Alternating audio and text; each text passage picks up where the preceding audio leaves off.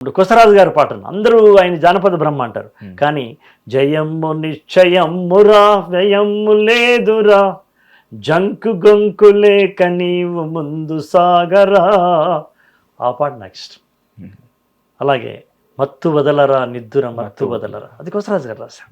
ఎవరు ఎక్స్పెక్ట్ చేయరు అది. ఆయన అనగానే మామ మామ మామ అనుకుంటారు.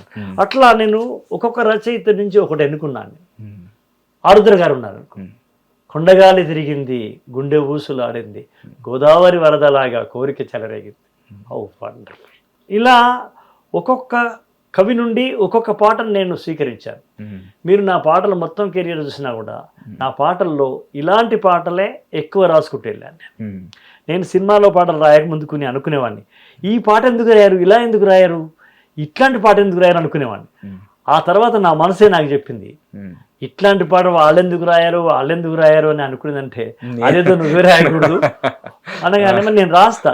మనం రాయాలంటే మనం సినిమా ఫీల్డ్కి వెళ్ళాలి కదా, మనం వెళ్ళకూడదు, వెళ్ళి నువ్వు రాయకూడదు అని నాకు నేనే సవాలు వేసుకున్నాను. అవును, వాళ్ళని ఎందుకు మనం విమర్శించాలి, ఆ పాట నువ్వే రాస్తాను.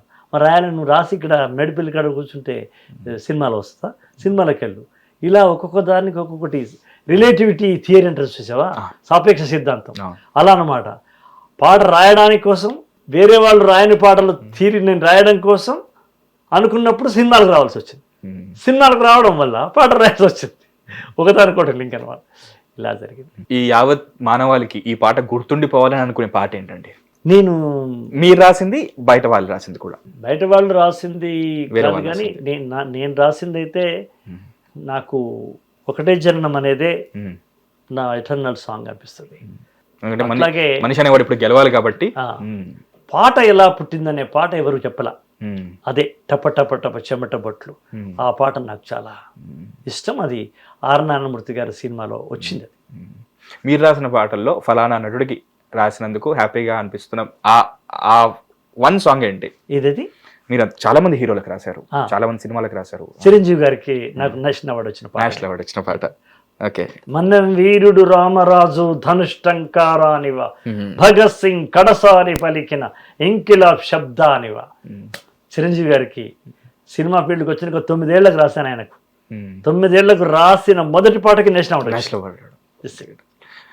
పలానా మ్యూజిక్ డైరెక్టర్కి రాసిన పాట బెస్ట్, బా ఈయనకు రాసినందుకు ఇది అజరామజరం అనుకున్నది మీ ఫేవరెట్? కిరవాణి గారికి కుమరం భీముడు.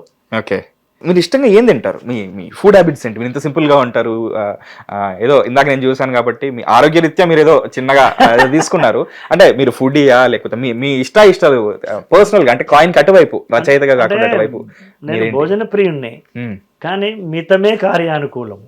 నేను అన్ని తింటాను, మాంసం కూడా తింటాను, కానీ ఏది ఎక్కువ తినను. మీ ఇష్టమైన దేశం, ప్రదేశం? నాకు ఇష్టమైన దేశం నా భారతదేశం. నాకు ఇష్టమైన ప్రదేశం నేను పుట్టిన సుద్దాల.